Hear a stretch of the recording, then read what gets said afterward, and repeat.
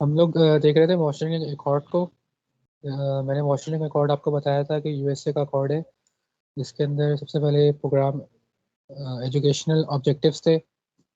उनको अचीव करने के लिए हम जो है वो पीएलओस को कवर कर रहे होते हैं, प्रोग्राम लर्निंग आउटकम्स को। ये प्रोग्राम लर्निंग आउटकम्स जो है हमारे पास 12 हैं। जैसे फॉर एग्जांपल पीएलओ 1 है, इसके अंदर जो आपकी स्किल्स चेक की जाएंगी वो इंजीनियरिंग नॉलेज की चेक की जाएंगी। पीएलओ 2 के अंदर जो है वो प्रॉब्लम एनालिसिस की स्किल्स चेक की जाएंगी कि आप जो न्यूमेरिकल्स वगैरह प्रॉब्लम्स वगैरह चेक करते हैं, एनालाइज करते हैं या सॉल्व करते हैं, उसको आप किस तरह एनालाइज करते हैं स्टार्टिंग में। पीएलओ 3 जो है वो है वहाँ पर डिज़ाइन डेवलपमेंट ऑफ सॉल्यूशन। सबसे पहले कोई भी प्रॉब्लम आती है आपकी लाइफ में, उसको आप एनालाइज करते हैं कि प्रॉब्लम है क्या। जैसे कोविड आया तो अब लोग एनालाइज कर रहे थे पहले कि क्या क्या सिम्टम्स हैं, तो ये प्रॉब्लम एनालिसिस हो गई। अब उसके जो सोल्यूशन है वो पीएलओ 3 में कवर हो रहा है कि आपने उसकी कोई वैक्सीन बना रहे हैं, वो उसकी सोल्यूशन हो गया। ठीक है, तो development of solution stage number 3 है पीएलओ में। इसके बाद सोल्यूशन बनाने के बाद आप उसको चेक करते हैं कि वो जो चीज़ बनाई है आपने वो प्रॉपर काम कर रही है नहीं कर रही है। उसकी ग्राफ्स वगैरह बनाते हैं, इन्वेस्टिगेट करते हैं, उसको इन्वेस्टिगेशन करते हैं कि उसकी टेस्टिंग वगैरह करते हैं, तो वो इन्वेस्टिगेशन के अंदर आती है।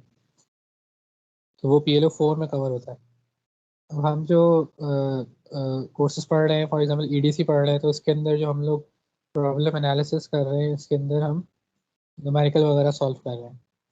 डिज़ाइन एंड डेवलपमेंट सोल्यूशन ये होगा कि कोई भी डिज़ाइन प्रॉब्लम अगर होगा कि कोई अननोन वैल्यू निकालनी होगी कि फलां सर्किट जो है वो इस तरह आपका बिहेव करे, तो वो आपका डिज़ाइन के अंदर आ जाएगा। उसके बाद अगर कोई आप उसका ग्राफ बना रहे हैं, उसका एनालिसिस कर रहे हैं सर्किट की कि वो बिहेवियर उसका क्या है, इनपुट सिग्नल आपने दिया, आउटपुट पे क्या एम्पलीट्यूड राइज कर रहा है नहीं कर रहा है, या फेज चेंज हो रहा है, तो ये सब चीज़ें ग्राफ के अंदर अगर मैटलब यूज़ कर रहे हो तो वो इन्वेस्टिगेशन के अंदर आ जाएगी।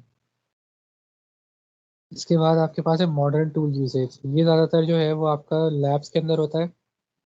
लैब के अंदर जो इक्विपमेंट आप यूज़ कर रहे होते हैं, चाहे वो मल्टीमीडिया हो, ऑसिलोस्कोप हो, फंक्शन जनरेटर हो, या कोई सॉफ्टवेयर यूज़ कर रहे हैं, मैटलब यूज़ कर रहे हैं, या ई टैप यूज़ कर रहे हैं, ये सब मॉडर्न टूल यूसेज में आ जाता है। इंजीनियर एंड सोसाइटी, ये आपके जो सोशल वर्क्स होते हैं उस पर डिपेंड कर रहा होता है कि आप जो काम कर रहे हैं वो ह्यूमंस के लिए कर रहे हैं या बेहतरी के लिए कर रहे हैं, सोसाइटी के लिए कर रहे हैं, तो ये उसमें कवर होगा। कुछ कोर्सेज आपके हैं वहाँ पे ये चीज़ें होती हैं आपकी, वरना ये आपकी चीज़ें इस तरह भी कवर हो सकती हैं कि आपने कोई चीज़ बनाई जो कि नॉर्मल जो ह्यूमन बीइंग है उनके काम के लिए। कोई भी आपने फॉर एग्जांपल बनाया, सोलर पैनल बना लिया, अल्टीमेटली उसका फ़ायदा सोसाइटी को होना है। पॉपुलेशन जो है आपकी, उसकी पोल्यूशन जो है वो कम होगी, आपकी एयर पोल्यूशन कम होगी, जो आपकी फ्यूल यूज़ हो रही है वो कम होगी। तो ये जो भी चीज़ हम डिज़ाइन करते हैं एज इंजीनियर, वो बेटरमेंट ऑफ सोसाइटी के लिए ही होता है, क्योंकि हमारी डेफिनेशन में यही आता है कि इंजीनियर जो है वो प्रॉब्लम एनालाइज करते हैं, उसका सोल्यूशन देते हैं, और इक्विपमेंट यूज़ करते हुए सोसाइटी की बेहतरी के लिए कोई प्रोडक्ट बनाते हैं। इन्वायरमेंटल एंड स्टेबिलिटी भी, सस्टेनेबिलिटी भी वही चीज़ है कि इन्वायरमेंट की प्रोटेक्शन करते हैं।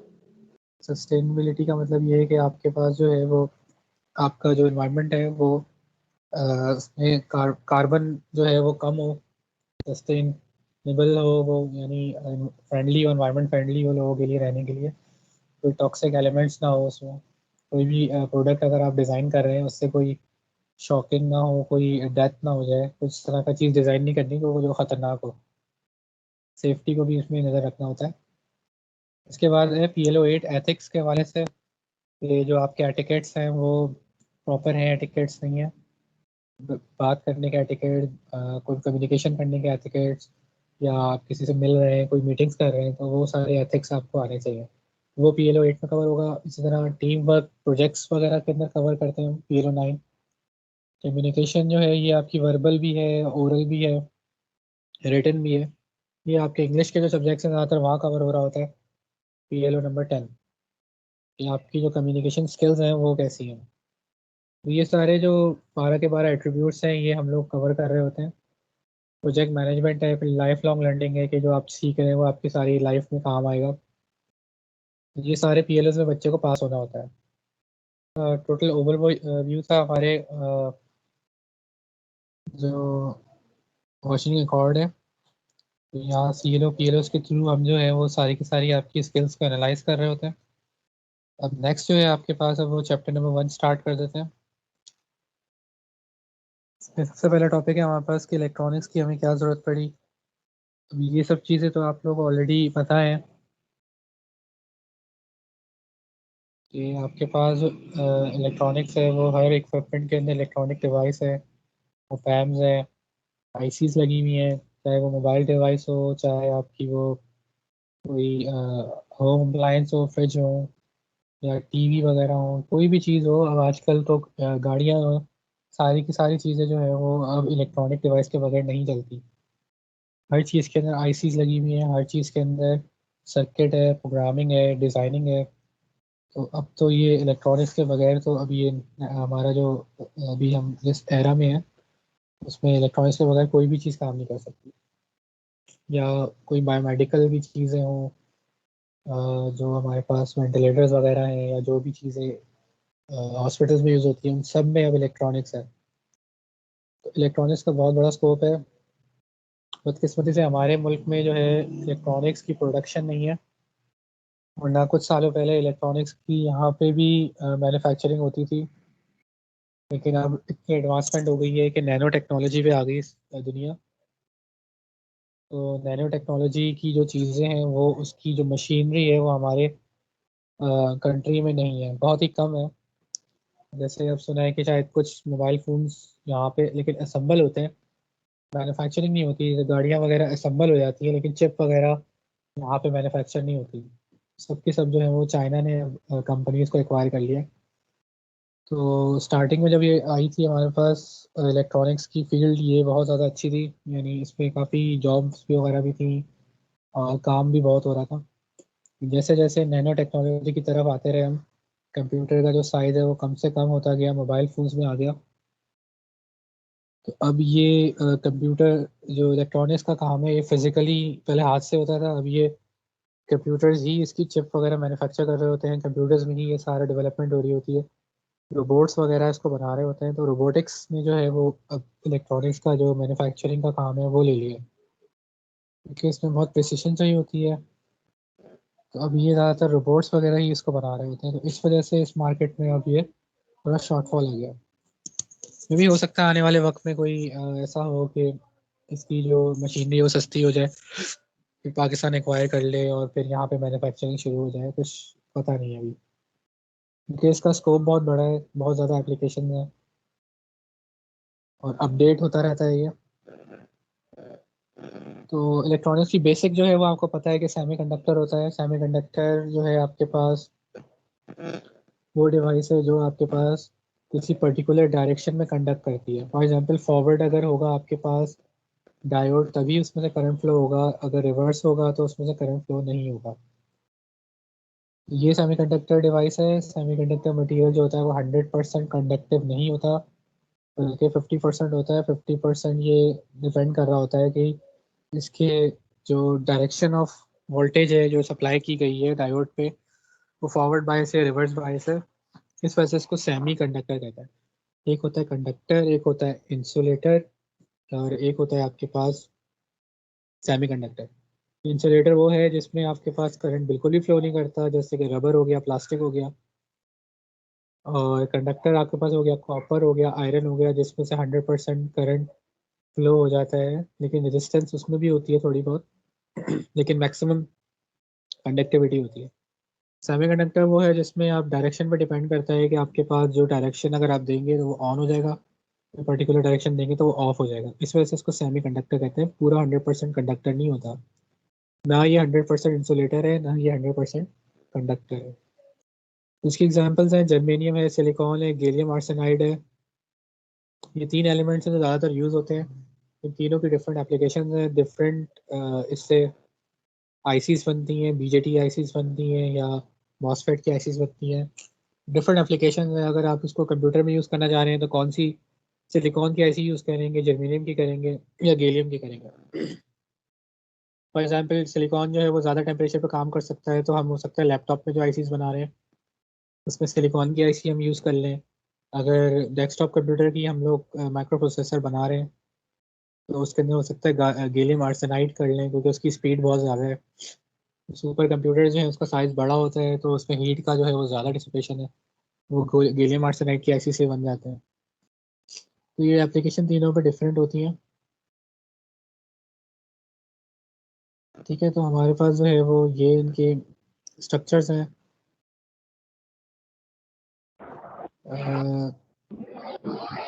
दूसरा कॉन्सेप्ट इसके अंदर आता है आपके पास कोवलेंट बॉन्डिंग का। क्योंकि इनके जो आउटर मोस्ट शेल में होते हैं वो 4 इलेक्ट्रॉन्स होते हैं, तो 14 जैसे सिलिकॉन का जो है एटॉमिक नंबर है।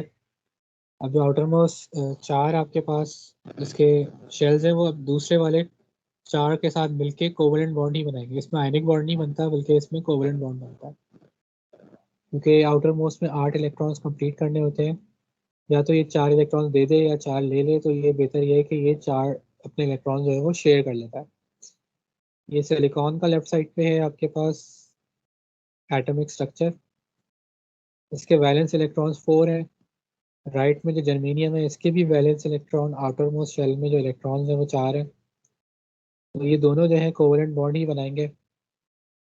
ठीक है, गैलियम जो है इसके आउटर मोस्ट 3 हैं, आर्सेनिक के जो है वो 5 है। तो गैलियम आर्सेनाइड बनता है, तो इसमें भी कोवलेंट बॉन्डिंग ही होती है। वो 3 अपने शेयर कर रहे हैं इलेक्ट्रॉन्स, और ये अपने 5 कर रहे हैं, दोनों के 8 हो जाते हैं कोवलेंट बॉन्ड्स ये शेयर करता है।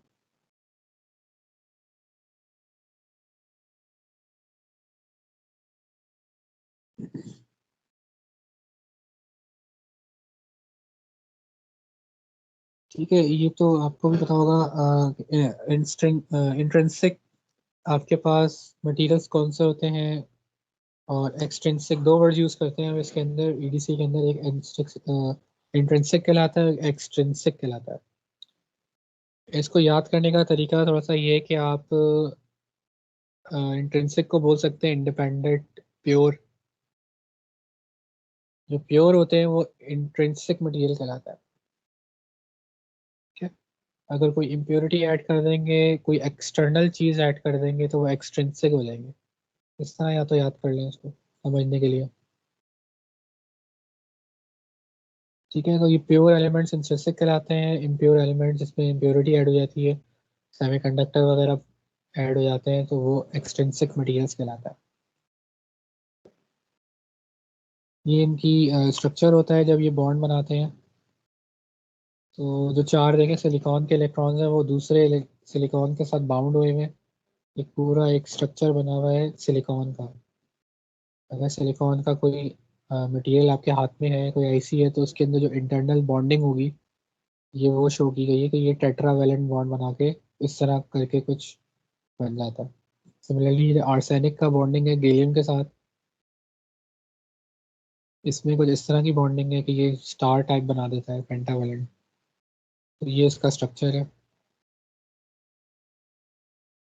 ये वही बात है जो मैंने ऊपर कही हुई है कि ये आउटर मोस्ट उसके 4 इलेक्ट्रॉन हैं, और सिलिकॉन के आउटर मोस्ट, गैलियम के आउटर मोस्ट 4 इलेक्ट्रॉन हैं।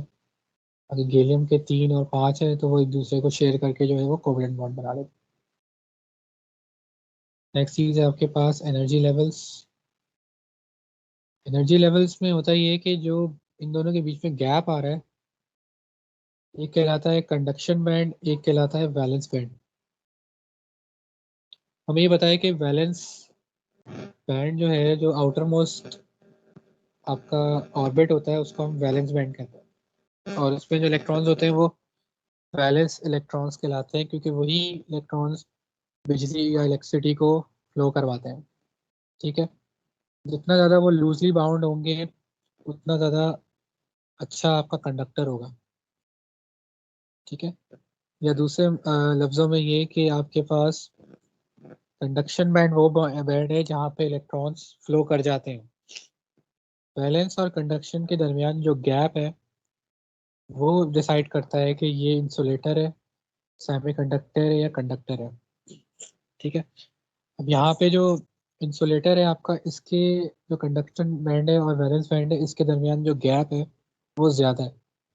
इसको इस तरह समझ लें जैसे आपके घर में पानी की पंप की मोटर है, अगर उसकी पावर कम होगी तो वो पानी को ऊपर लेके नहीं जाएगा। अगर घर की जो एचपी की मोटर है 1 एचपी की है, अगर आप उसमें 0.5 एचपी की लगा दें तो पानी, अगर हाइट ज़्यादा है, घर की फ्लोर ज़्यादा है, 4 फ्लोर का घर है लेट्स से आपका, तो वो मोटर की पावर कम होगी तो पानी ऊपर जाएगा ही नहीं। अगर आप फ्लोर्स कम कर देंगे तो पावर कम लगानी पड़ेगी, पानी इजीली ऊपर चले जाएगा। अगर अगर आपका घर है ही सिर्फ ग्राउंड फ्लोर का और आपकी जो टैंकी है वो बिल्कुल ग्राउंड फ्लोर के ऊपर ही रखी हुई है, तो बहुत ही कम पावर देनी पड़ेगी आपको, हो सकता है डायरेक्ट ही पानी ऊपर चले जाए। अगर पीछे से प्रेशर पानी का ज़्यादा है तो कोई एक्स्ट्रा एनर्जी देनी नहीं पड़ेगी। सिमिलरली वही कॉन्सेप्ट यहाँ अप्लाई होगा कि अगर इंसुलेटर है तो उसमें जो फ्लोर है या कंडक्शन बैंड है वो बहुत दूर है, तो ये जो कंडक्टर लेफ्ट साइड पे इंसुलेटर की फिगर है, इसका जो ऊपर टॉप पे कंडक्शन बैंड है उसका गैप बहुत ज़्यादा है, तो ये जो इलेक्ट्रॉन्स बने हुए हैं ये ऊपर जा ही नहीं सकते, तो ये इंसुलेटर में ऐसा होता है, यानी इलेक्ट्रॉन फ्लो ही नहीं करता। सही है। इसके बाद आपके पास जो सेमीकंडक्टर्स हैं उसके अंदर कुछ मुनासिब सा गैप होता है, यानी दरमियानी लेवल का कह सकते हैं कि आप थोड़ी सी एनर्जी उसको देते हैं जो कि 5 इलेक्ट्रॉन वोल्ट से कम होती है, तो वो इजीली आपका जो है वो कंडक्शन बैंड में इलेक्ट्रॉन चले जाता है और आपका करंट फ्लो होना शुरू हो जाता है। अगर कंडक्टर की बात करें तो वो गैप बहुत ही कम है उसमें, तो जो वैलेंस इलेक्ट्रॉन्स हैं, फॉर एग्जांपल कॉपर की बात कर लें, कोई एक ही इलेक्ट्रॉन होगा उसके आउटर मोस्ट शेल में, एक इलेक्ट्रॉन है, वो बहुत ज़्यादा लूजली बाउंड है, तो कंडक्शन बैंड में ही वो बेसिकली एग्जिस्ट कर रहा होता है, तो वहाँ पे जो है कोई रेजिस्टेंस नहीं होती, कोई आपको इलेक्ट्रॉन वोल्ट नहीं देने पड़ते हैं वोल्टेज एक्स्ट्रा। जैसे ही आप उसको सर्किट में लगाते हैं तो करंट फ्लो होना शुरू हो जाता है, कोई एनर्जी एक्स्ट्रा नहीं चाहिए होती। तो ये इसके अंदर चीज़ें होती हैं आपके पास। अब ये 0.67 जो दिया हुआ है, ये इलेक्ट्रॉन वोल्ट में दी हुई है एनर्जी की वैल्यू, इतनी एनर्जी की वैल्यू देंगे सेमीकंडक्टर को तब वो कंडक्ट करेगा। यानी कंडक्टर और सेमीकंडक्टर में फ़र्क ये है कि आपने कोई वोल्टेज अप्लाई करने हैं उसको ऑन करने के लिए।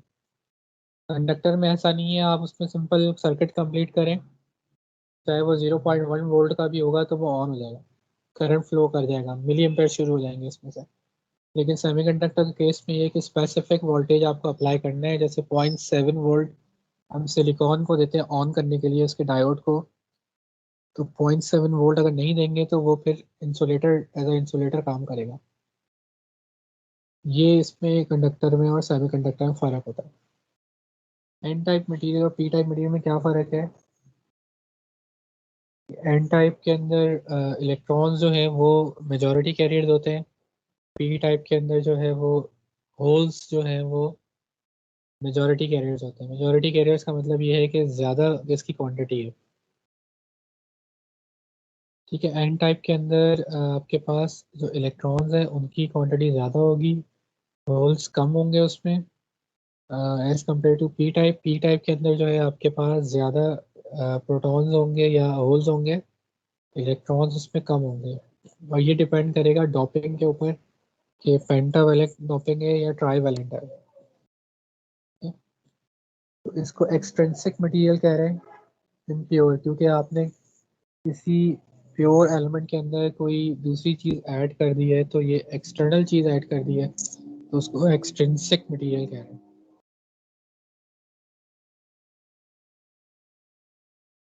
एन टाइप मटेरियल जो है वो आपके पास कोई भी पेंटावेलेंट एलिमेंट के अंदर इम्प्योरिटी ऐड करने से होता है।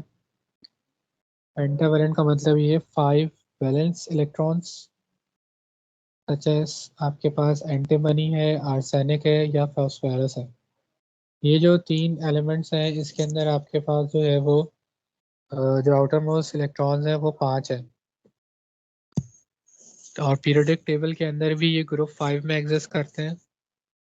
तो इनके अंदर जो है वो इलेक्ट्रॉन्स क्योंकि पांच हैं तो ये सिर्फ तीन के साथ शेयर हो जाते हैं, तो एक्स्ट्रा इसके अंदर इलेक्ट्रॉन्स क्रिएट हो जाता है।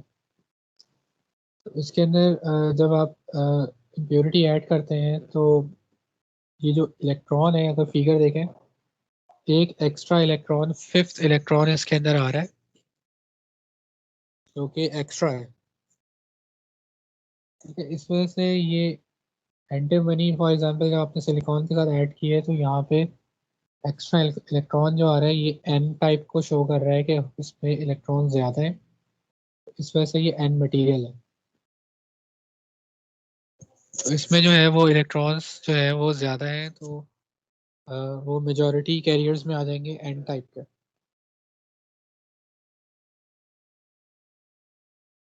इसके बाद हमारे पास है P type material. P type materials जो हैं वो आपके पास जो है वो उस इम्प्योरिटी ऐड करने से फॉर्म होते हैं जिसकी जो वैलेंसी हो वो फोर से कम हो, यानी थ्री अगर वैलेंस इलेक्ट्रॉन है उस इम्प्योरिटी में, तो जब उसको आप ऐड करेंगे किसी प्योर सेमीकंडक्टर के साथ तो वो आपके पास पी टाइप मटेरियल फॉर्म करेगा। अब आपको पता ये है कि आठ इलेक्ट्रॉन्स पूरे करने होते हैं, तो अगर आप तीन उसमें इम्प्योरिटी ऐड करेंगे एक का गैप आ जाएगा, यानी उसको एक इलेक्ट्रॉन्स की ज़रूरत रहेगी।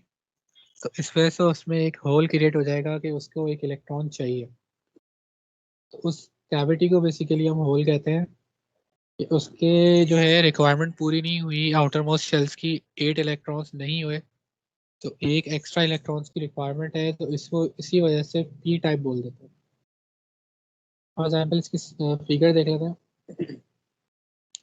अब ये जो वॉइड लिखा हुआ VOID वॉइड, ये जब इम्प्योरिटी इसमें ऐड हुई है बोरॉन की, सिलिकॉन देखें आउटर मोस्ट सिलिकॉन है और सेंटर वाला जो है बी से रिप्रेजेंट हुआ है, बी फॉर बोरॉन। तो जब सिलिकॉन में बोरॉन ऐड कर दिया आपने तो बीच वाला जो एलिमेंट बोरॉन का है इसके अंदर तीन इलेक्ट्रॉन्स थे आउटर मोस्ट में, तो वो जब सिलिकॉन के साथ अटैच हो गए तो वो एक कैविटी क्रिएट हो गई, लाइट ग्रे जो जीरो बना हुआ है। अब इसके अंदर गुंजाइश ये है कि ये एक इलेक्ट्रॉन और ले सकता है अपना कोवलेंट बॉन्ड कंप्लीट करने के लिए। तो ये इसमें पी टाइप इस वजह से फॉर्म हो गया है कि इसके अंदर positive protons, number of protons जो है वो ज़्यादा हो गए हैं और एक इलेक्ट्रॉन की इसमें वैकेंसी क्रिएट हो गई है कि ये चाहता है कि मेरे पास एक इलेक्ट्रॉन आ जाए। इस वजह से इसको पी टाइप बोलता है, होल कहते हैं इसको, होल क्रिएट हो गया इलेक्ट्रॉन के लिए। ठीक है, यहाँ पे हमने पी टाइप देख लिया, एन टाइप देख लिया कि कैसे फॉर्म होता है। अब जब इन दोनों को मिला देंगे ये तो ये सेमीकंडक्टर बन जाएगा। ठीक है, जब पी टाइप और एन टाइप का सैंडविच बना देते हैं या दोनों को जोड़ देते हैं तो आपके पास जो है वो डायोड क्रिएट हो जाता है। पी टाइप अगर इसमें है तो पॉजिटिव टर्मिनल हम कहेंगे लेफ्ट साइड पे आ गया है, और अगर राइट साइड पे एन टाइप है तो हम कहेंगे नेगेटिव टर्मिनल जो है वो इसका राइट साइड पे आ गया। N for negative, P for positive. तो जब बैटरी से हम लगाएंगे तो पी को जब पी से कनेक्ट करेंगे पॉजिटिव से और नेगेटिव एन से कनेक्ट करेंगे तो ये फॉरवर्ड बायस हो जाएगा। ठीक है, एरो ये बता रहा है कि करंट की direction from P towards negative है, राइट साइड पे मूवमेंट है। ठीक है, ये तो आपको पता होगा। अब ये डायोड के क्रॉस करंट उस वक्त ट्रेवल करेगा जब आप कोई एक्सटर्नल बैटरी सोर्स इसमें अप्लाई करेंगे जिसकी वैल्यू 0.7 से ज़्यादा होगी। अगर ये सिलिकॉन का है तो ये आपके पास डायोड काम करना शुरू हो जाएगा।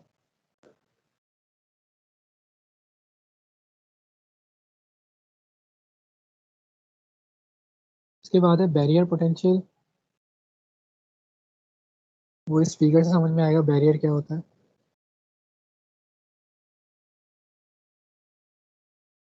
जब आप पी टाइप और एन टाइप को दोनों को एक साथ कनेक्ट करेंगे तो हमें ये पता है कि पी टाइप में जो है वो होल ज़्यादा है, एन टाइप पे जो है वो इलेक्ट्रॉन ज़्यादा है। और हम ये भी जानते हैं कि पॉजिटिव और नेगेटिव एक दूसरे को अट्रैक्ट करते हैं। ठीक है, तो जो पी टाइप के जो होल्स होंगे और जो इलेक्ट्रॉन होंगे एन टाइप के वो एक दूसरे को अट्रैक्ट कर लेंगे और सेंटर में एक वॉल बना देंगे जिसको बैरियर कहते हैं। ठीक है, ये डिप्लीशन रीजन भी कहा जाता है ये। तो जब भी पी टाइप और एन टाइप को आप मिलाते हैं तो दोनों साइड के इलेक्ट्रॉन्स और होल्स एक दूसरे के पास आ जाते हैं और बीच में एक वॉल या दीवार बना देते हैं जो कि मजीद इलेक्ट्रॉन्स को आने से मना कर देती है। उसको वो कहते हैं बैरियर। ठीक है, या डिप्लीशन रीजन। अब इस डिप्लीशन रीजन की खासियत ये है कि ये इसमें से करंट को रोक देता है, कोई करंट फ्लो नहीं करता और इसको ये न्यूट्रल कर देता है पूरे डायोड को, अनटिल एंड अनलेस आप कोई एक्सटर्नल बैटरी सोर्स अप्लाई ना करें जो कि इस बैरियर को ब्रेक करे और करंट को फ्लो करवाए। तो जब आप इसको पी टाइप को पॉजिटिव से और एन टाइप को नेगेटिव से कनेक्ट करेंगे तो बैटरी का जो वोल्टेज है वो कोशिश ये करेगा इस बैरियर को ब्रेक कर दे और उसमें से फिर करंट फ्लो होना शुरू हो जाएगा। वो पर्टिकुलर वोल्टेज अप्लाई करना पड़ेगा जिसको बैरियर वोल्टेज कहते हैं। अगर सिलिकॉन है तो 0.7 वोल्ट मिनिमम देना पड़ेगा, अगर जर्मेनियम है तो 0.3 वोल्ट देना पड़ेगा ताकि करंट फ्लो हो जाए। ठीक है, तो यहाँ पे आपके पास ये ऊपर लिखा हुआ है 0.7 volt for silicon, 0.3 volt for germanium. ये आखिरी लाइन में लिखा हुआ है इसमें।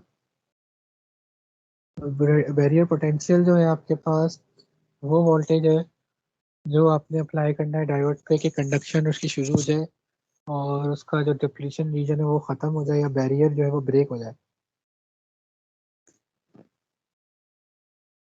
ठीक है,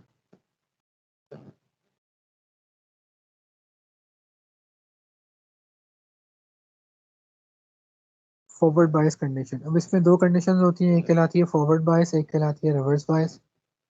फॉरवर्ड बायस आपको पता है कि पॉजिटिव को जब पॉजिटिव से कनेक्ट करेंगे और नेगेटिव को नेगेटिव से कनेक्ट करेंगे तो आपके पास जो है वो ऊपर वाला जो सर्किट था,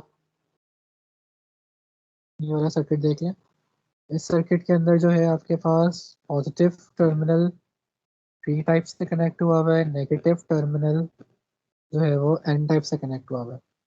तो ये कंडीशन जो है ये फॉरवर्ड बायस कहलाती है। फॉरवर्ड बायस का मतलब ये है कि डायोड जो है आपका ऑन हो जाता है और उसमें से करंट फ्लो होना शुरू हो जाता है, उसका जो डिप्लीशन रीजन है वो ब्रेक हो जाता है या कम हो जाता है। ठीक है, तो ये आपके पास जो है फॉरवर्ड की कंडीशन है। रिवर्स की कंडीशन देख लेते हैं क्या है।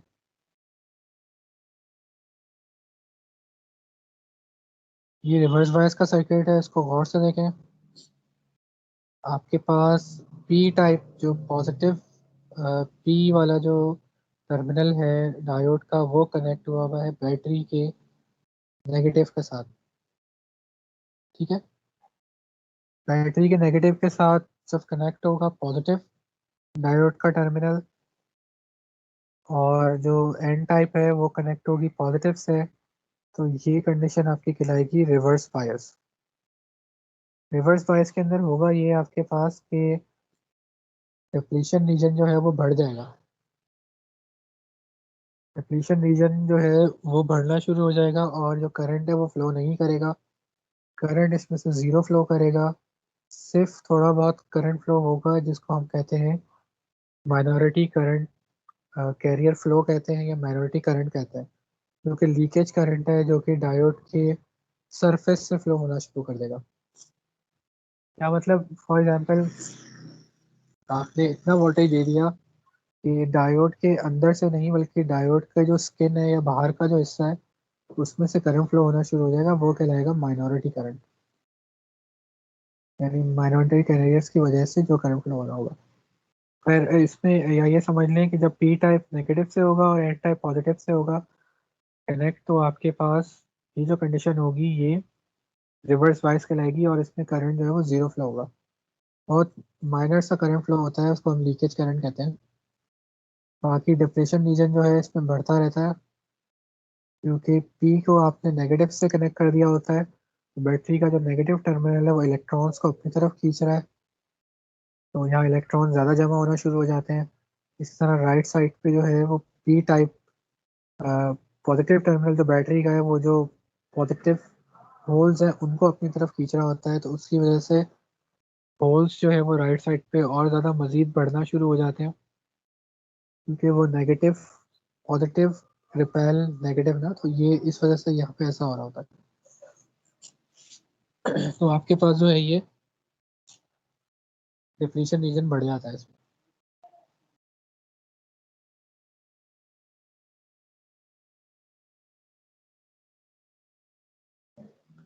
यहाँ पे यही वर्डिंग लिखी हुई है कि अगर रिवर्स बायस कंडीशन में होगा तो हम कहेंगे कि डायोड ऑफ हो गया।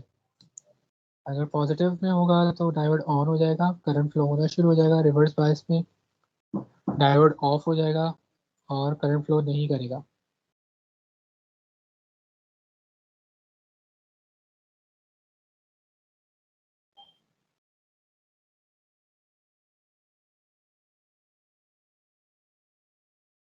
इसके बाद हमारे पास इक्वेशन आ जाती है शॉकलेस इक्वेशन। ये जो डायोड करंट आपका फ्लो करेगा उसको कैलकुलेट करने के लिए फॉर्मूला है, इसको हम कहते हैं शॉकलेस इक्वेशन। यहाँ पे आपके पास ये शॉकलेस इक्वेशन कहलाती है I D is equal to I S exponential V D upon N V T minus one. I D जो है डायोड के अक्रॉस का करंट है, बाकी आई एस जो है वो सैचुरेटेड करंट कहते हैं इसको, multiply by exponential V D voltage across diode divided by N V T. V T जो है वो नीचे फॉर्मूला दिया हुआ है उसका, थर्मल वोल्टेज कहते हैं उसको। ये अगर आपको सब चीज़ें पता हो तो आप डायरेक्ट डायोड के क्रॉस का करंट निकाल सकते हैं। वी टी का जो फॉर्मूला है वो के टी अपॉन क्यू है। के जो है बोल्ट्जमैन कांस्टेंट है, टी जो है वो टेम्परेचर है केल्विन में एब्सोल्यूट, और क्यू जो है वो इलेक्ट्रॉनिक चार्जेस हैं। ये सब न्यूमेरिकल के हिसाब से है, अगर न्यूमेरिकल्स में ये सब चीज़ें गिवन होंगी तो आप निकाल सकते हैं। अदरवाइज अगर सर्किट गिवन होगा तो आपको जो करंट निकालना होगा वो बी डब्ल्यू के फॉर्मूलाज वगैरह से निकालेंगे, C D R V D R Ohm's law से सीरीज पैरेलल के फॉर्मूलाज लगाते हुए। दो तरीके करंट निकालने के, एक तो ये कि ये फॉर्मूला से निकल जाएगा, दूसरा ये कि सर्किट एनालिसिस टेक्निक से निकलेगा। ये जो न्यूमेरिकल दिया हुआ है इसमें क्योंकि सब चीज़ें गिवन है तो ये फॉर्मूले से निकलेगा। ये क्वेश्चन में गिवन है कि temperature of 27 degree is given, determine the thermal voltage, VD निकालना है। तो टेम्परेचर 273 है तो इसको सेल्सियस से कन्वर्ट करेंगे केल्विन में। तो केल्विन में कन्वर्ट करने के लिए 27 ऐड हो जाता है, तो ये 300 केल्विन हो गया। फॉर्मूला आप जानते हैं के टी अपॉन क्यू है, साइंटिफिक कैलकुलेटर आपके पास होना चाहिए। ये जो बोल्ट्जमैन कांस्टेंट के है इसकी वैल्यू कैलकुलेटर में से मिल जाएगी। इस तरह क्यू की वैल्यू भी मिल जाएगी आपको इलेक्ट्रॉन्स की, 1.6 एक्सपोनेंशियल चार्ज है बेसिकली, ये चार्ज वन चार्ज इलेक्ट्रॉन का कितना होता है, 1.6 एक्सपोनेंट माइनस 19 कूलम। तो यहाँ से जो टर्मिनल थर्मल वोल्टेज निकल रहा है वो 26 मिली वोल्ट निकल रहा है। सिंपल फॉर्मूले में पुट करना और आंसर आ जाएगा। इसके बाद ये कर्व बड़ा इंपॉर्टेंट है आपके पास, इसको कहते हैं डायोड कैरेक्टरिस्टिक कर्व। इसमें दो तीन रीजन होते हैं, एक कहलाता है फॉरवर्ड, सीधे हाथ वाला जो राइट साइड का है ये रीजन कहलाता है फॉरवर्ड रीजन। जो लेफ्ट साइड वाला है वो कहलाता है reverse region, reverse bias region. Forward region में करंट जो है उस वक्त फ्लो करता है जब ग्राफ आप देखें ऊपर उस वक्त गया है जब 0.7 वोल्टेज दिया है।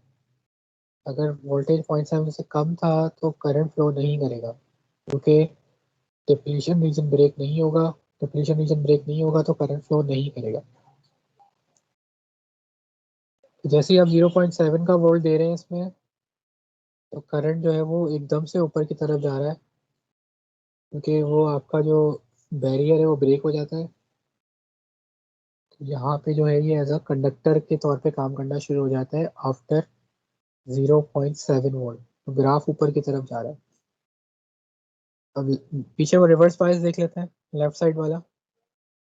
इसकी लेंथ ज़्यादा है क्योंकि ये रिवर्स बायस में कंडक्शन नहीं करता, करंट ज़ीरो होता है। ये जो वी आपके पास लेफ्ट साइड पे दिया हुआ है, V B R, break down, V B R का मतलब ब्रेक डाउन, लेफ्ट साइड की बात कर रहा हूँ। ये जो लेफ्ट साइड पे नी जिसमें लिखा हुआ है के एन डबल ई नी, ये वो वोल्टेज है जहाँ पे आपके पास ब्रेक डाउन अकर हो जाता है और करंट फ्लो होना शुरू हो जाता है। लेकिन इसकी वैल्यू बहुत ज़्यादा होती है, फॉर एग्जांपल 200 वोल्ट्स, तो उसको कहते हैं ब्रेक डाउन रीजन।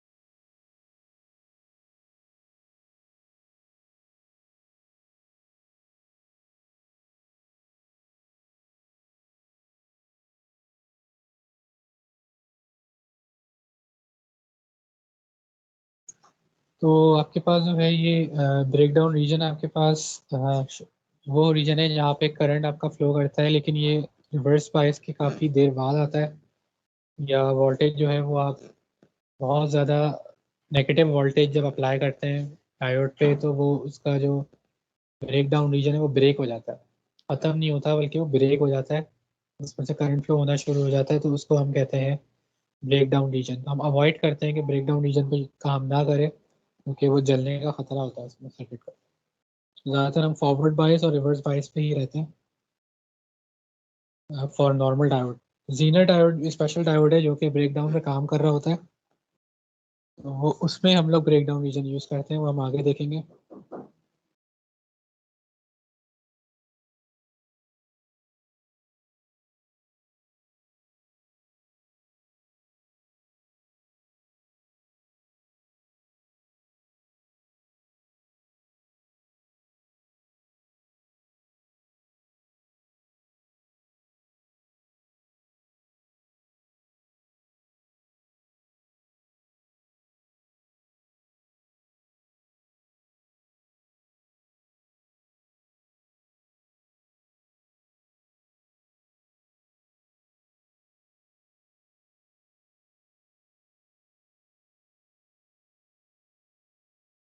तो हमारे पास जो है वो यहाँ पे फॉरवर्ड बायस है और रिवर्स बायस है। तो फॉरवर्ड बायस में हमारे पास जो है वो फॉरवर्ड करंट फ्लो होता है जो हम एक्चुअल चाह रहे होते हैं। रिवर्स बायस में जो करंट है यहाँ पे ऑलमोस्ट ज़ीरो रहता है। सिर्फ ब्रेक डाउन रीजन है जहाँ पे करंट रिवर्स में फ्लो हो रहा होता है, अदरवाइज ज़ीरो ही होता है करंट आपके पास, यानी ऑफ हो जाता है रिवर्स बायस में डायोड और फॉरवर्ड बायस में ऑन हो जाता है। अब ये ग्राफ्स हैं जो कि मार्केट में अवेलेबल हैं, डायोड्स उनके जर्मेनियम सिलिकॉन गैलियम आर्सेनाइड के। तो तीनों का डिफरेंट है। गैलियम का देखें तो 0.03 पे ये करंट इसका फ्लो हो रहा है, सिलिकॉन जो है वो 0.7 पे हो रहा है, गैलियम आर्सेनाइड जो है 1.2 वोल्ट जब अप्लाई करेंगे तब ये जाके ऑन होगा। तो तीनों का डिफरेंट है। तो ये जो आपकी एलईडीज वगैरह हैं वो गैलियम आर्सेनाइड से बनती हैं, तो इसका जो है वो 1.2 वोल्ट होता है ऑन। एलईडी जो घरों में हमारी लगी हुई है इसका जो स्टार्टिंग वोल्टेज है 1.2 वोल्ट है। और जो सिलिकॉन आईसीज होती हैं, जो चिप्स वगैरह होती हैं एंड गेट और गेट की, उसका जो होता है वो 0.7 होता है ऑन करने का थ्रेश होल्ड। इसी तरह जो जर्मेनियम है आपके पास, इसका 0.3 सबसे कम होता है। माइक्रो प्रोसेसर्स वगैरह में यूज़ होता है ये 0.3 वाला। ये गैलियम आर्सेनाइड जो है सबसे सीधे हाथ वाला जो ग्राफ है, इसका देखें स्टार्टिंग वोल्टेज 1.2 दिया हुआ है। जो हम लोग एलईडीज यूज़ कर रहे होते हैं प्रैक्टिकल के अंदर, तो ये हमारे पास जो सेल आते हैं जो खिलौनों में लगे हुए होते हैं, हमने बच्चों के टॉयज वगैरह में, तो उसमें अगर हम उसमें 1.5 का लगाते हैं सेल, तो वो ऑन हो जाती है। जैसे ही सेल वीक हो जाता है तो वो ऑन ही नहीं होती। ये आपने गौर किया होगा कि वो उनका स्टार्टिंग करंट थोड़ा ज़्यादा वोल्टेज चाहिए होता है उनको। और इसी तरह अगर सिलिकॉन की बात करें तो ये 0.7 पे ऑन हो जाता है, और जर्मेनियम जो है वो 0.3 पे ऑन हो जाता है। ठीक है।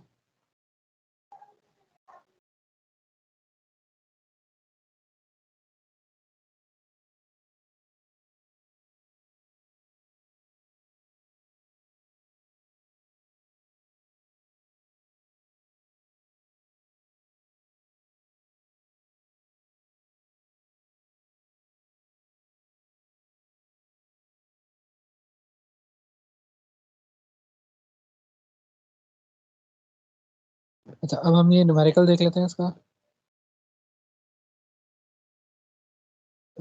ऊपर जो कर्व दिया हुआ था उसको देखते हुए हमें डिटरमाइन करना है voltage across each diode at current of 1 milliamperes. 1 milliamperes पे कितना वोल्टेज होगा आपके जो डायोड्स हैं उन पे। इसको क्या तरीका है पढ़ने का, मैं समझा देता हूँ ये।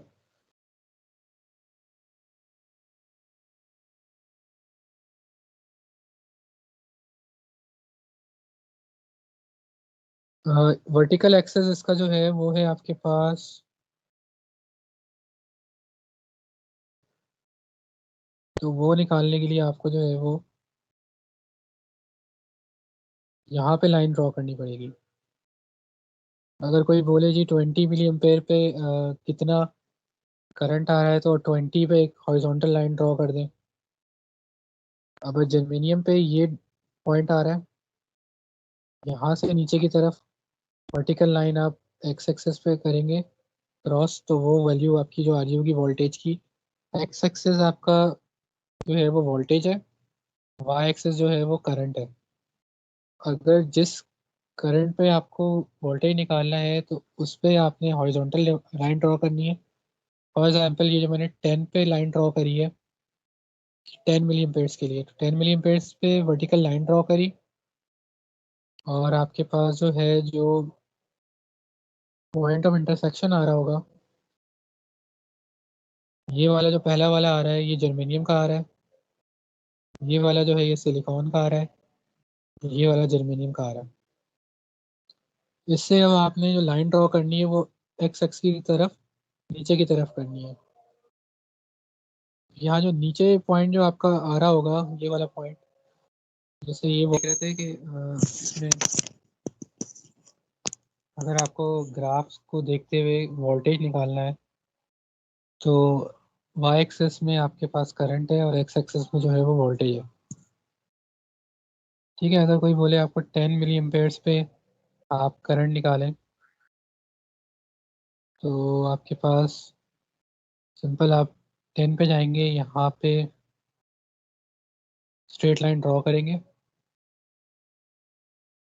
और ये जो पॉइंट ऑफ इंटरसेक्शन आ रहा होगा, फॉर एग्जाम्पल यहाँ पे 10 एम्पेयर्स का इंटरसेक्शन पॉइंट आ रहा है जर्मेनियम का, यहाँ पे सिलिकॉन का आ रहा है, तो यहाँ से आप वर्टिकल लाइन ड्रॉ करेंगे एक्स एक्सिस पे। सिमिलरली सिलिकॉन में से भी वर्टिकल लाइन ड्रॉ करेंगे एक्स एक्सिस पे, जो इंटरसेक्शन पॉइंट होगा एक्स एक्सिस का इस पॉइंट से वो कहलाएगा, वो वोल्टेज आपका नोट करना होगा। फॉर एग्जांपल जर्मेनियम के केस में 10 मिली एम्पेयर्स में आपकी जो वैल्यू आ रही है वो तकरीबन 0.5 एम्पेयर्स आ रही है।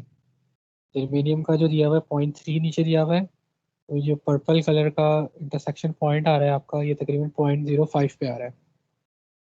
सिलिकॉन के केस में जो आपका आ रहा है वो तकरीबन 0.8 0.9 के दरमियान आ रहा होगा। सिमिलरली 1.3 से 1.4 तक का आपका जर्मेनियम का आ रहा होगा। तो अब अगर आपने 1 मिली एम्पेयर क्वेश्चन में गिवन है, तो 1 मिली एम्पेयर से आपने एक वर्टिकल लाइन ड्रॉ करनी है। तो 1 मिली एम्पेयर 5 मिली एम्पेयर आपका ये है वर्टिकल, 5 10 15, इसका 1 जाहिर है नीचे का एक बॉक्स होगा। सिंपल स्केल को यूज करते हुए आपने जो है वो 1 मिली एम्पेयर की लाइन ड्रॉ कर देनी है। ठीक है, मैं अभी अंदाजे से कर रहा हूँ। अब ये जो पॉइंट्स आ रहे हैं आपके जो हॉरिजॉन्टल लाइन पर टच कर रहे हैं नीचे की तरफ, ये आपकी जो वैल्यूज आ रही होंगी ये वोल्टेजेस की आ रही होंगी, ठीक है, 1 मिली एम्पेयर्स के लिए। तो 1 मिली एम्पेयर्स के लिए जो आपके पास वैल्यू आ रही है वो 0.2 या 0.1 आ रही होगी जर्मेनियम के लिए। सिलिकॉन के लिए 0.6 आ रही होगी। दूसरे पार्ट पे क्या लिखा हुआ है कि 4 मिली एम्पेयर्स के लिए क्या वैल्यूज आएंगी। 4 के लिए सिंपल, ये जो मैंने पहले सबसे पहले बनाया था 5 मिली एम्पेयर्स पे ग्राफ, 4 यानी एक बॉक्स नीचे 5 के एक बॉक्स नीचे एक हॉरिजॉन्टल लाइन ड्रॉ करेंगे। वो तकरीबन वही वैल्यूज आ रही होंगी जो कि यहाँ पे गिवन है, 0.3, 0.7, 1.2।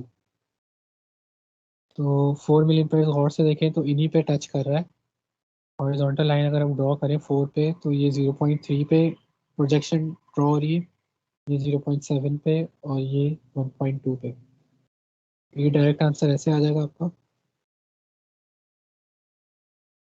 बाकी दिया हुआ है repeat for current 30 milliamperes. 30 milliamperes होगा तो क्या वैल्यू होगी। 30 मिली एम्पेयर्स कहाँ पे होगा, बहुत ऊपर होगा। 30 का मतलब हुआ ये जो ऊपर टॉप पे आ रहा है 30, यहाँ पे आपने लाइन ड्रॉ करनी है। तो वहां पे जब ऊपर सबसे टॉप वाले पे सीधी लाइन ड्रॉ करेंगे और फिर नीचे की तरफ उसको ड्रॉप करेंगे तो वैल्यूज जो आ रही होंगी वो काफ़ी आगे की तरफ आ रही होंगी। तो लेट्स से 0.4 आ रही होगी जर्मेनियम के लिए, सिलिकॉन के लिए 0.9 या 0.8 आ रही होगी, ये राइट साइड की तरफ हो गया ग्राफ। और गैलियम के लिए वो वैल्यू आ रही होगी 1.4, 1.3। ठीक है, तो इस तरह ये न्यूमेरिकल सॉल्व होंगे।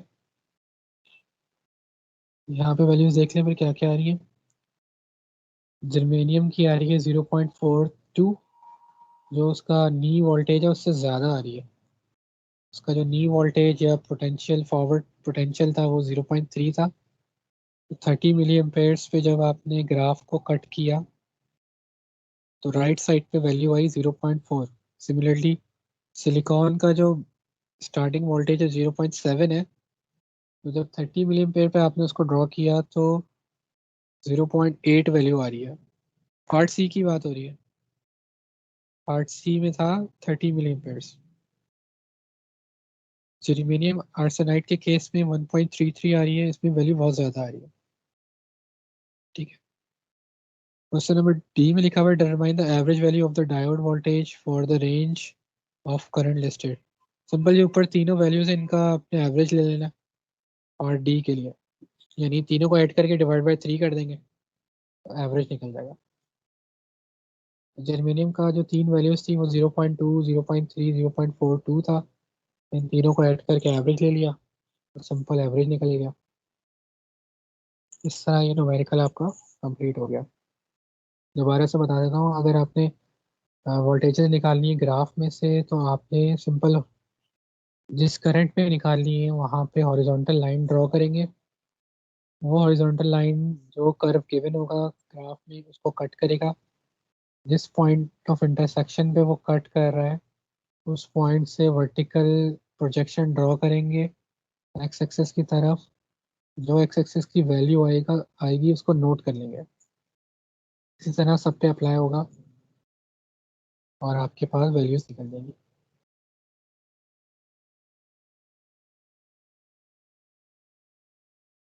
उसके बाद आपके पास है आइडियल वर्सेस प्रैक्टिकल डायोड। जो है अभी जो ऊपर ग्राफ हमने देखा था ये वाला,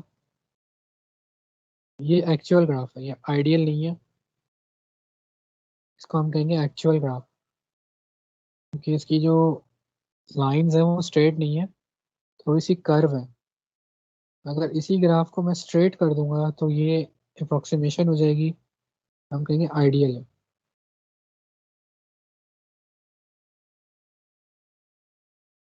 तो यहाँ पे देखें जो ब्लू रंग का इन्होंने ग्राफ ड्रॉ किया हुआ है ये आइडियल है।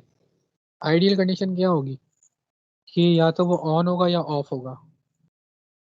ठीक है, जैसे ही आपने 0.1 वोल्ट दिया वो ऑन हो गया, 0 वोल्ट दिया वो ऑफ हो गया, या माइनस वोल्टेज दिया तब भी वो ऑफ हो गया। तो ये जो ब्लू वाला ग्राफ है क्योंकि स्ट्रेट लाइन है,